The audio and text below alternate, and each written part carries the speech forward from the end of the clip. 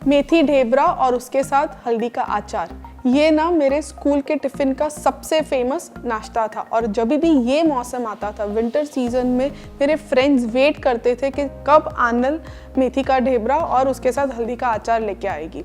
जब भी माँ मुझे ये डिश देती थी टिफ़िन में, तो वो 2 टिफ़िन भर के देती थी, बिकॉज एक तो फ्रेंड्स में ही बांटने में चला जाता था। तो बस आज मैं वही डिश बनाने वाली हूँ और मैं थोड़ी नर्वस भी हूँ, क्योंकि मुझे लग रहा है कि माँ के जैसे नहीं बनेंगे मुझसे, पर फिर भी ट्राई किया जाए।